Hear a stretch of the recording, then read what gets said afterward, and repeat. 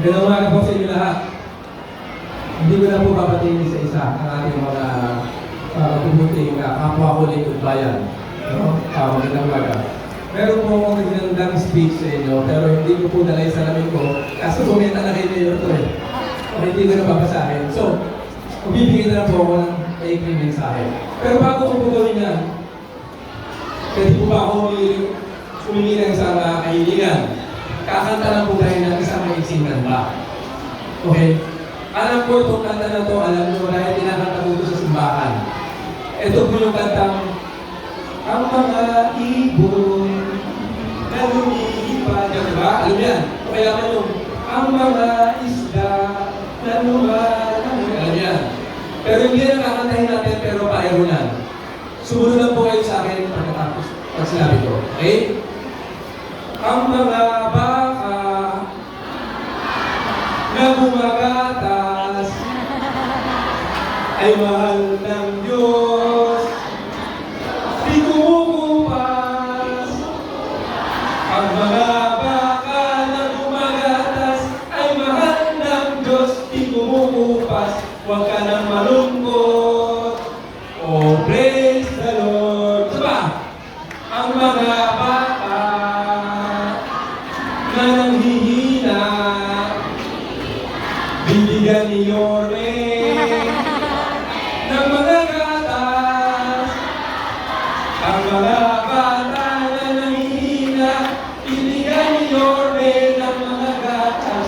Huwag ka nang mangamba, may Yormil ka. Ang Maynila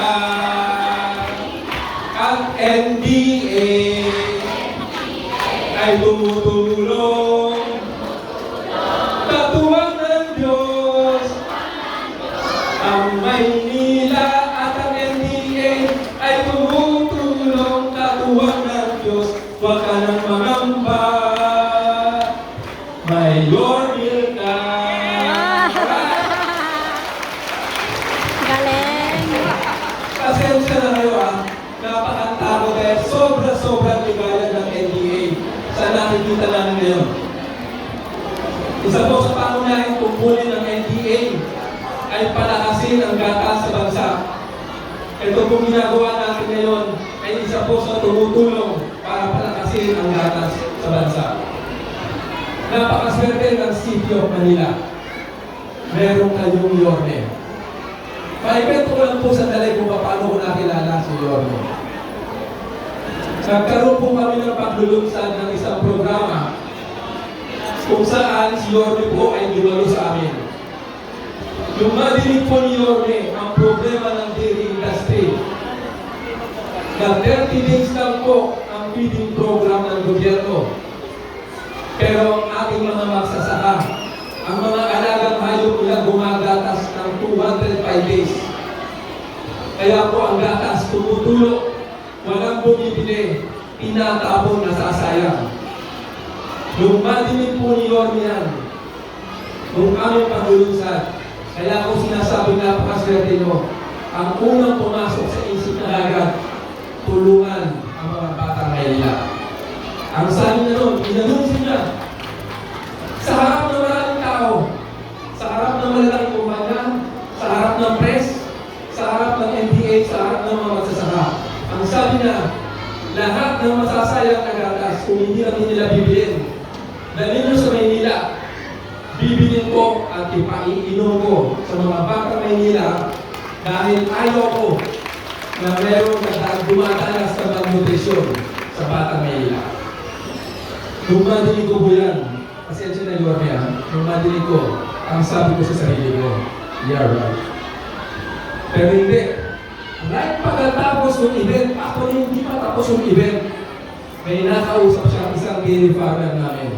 Doon mismo, bumili si Yorme ng gatas para ipainom sa mga mahal natin batang Manila.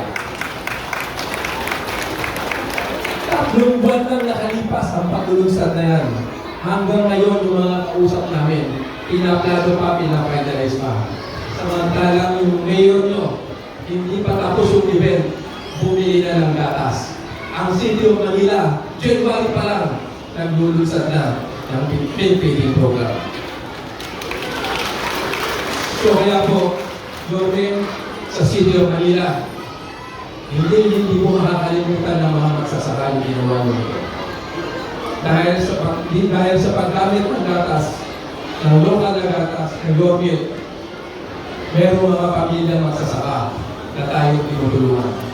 At lagi natin tatandaan, ang bawat baso ng gatas na iinumin ng Batang Manila, may isang pamilya tinanong natatanda sa pamumuhay. Dahil alam nila, may bibili na ng gatas sila, ang City of Manila. So with that, Yorme, City of Manila, elim ako sa inyo.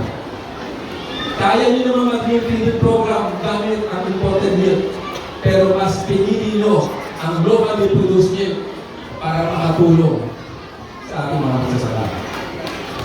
Ang mayor nyo, city boy. Ang mayor nyo, laking lungsod.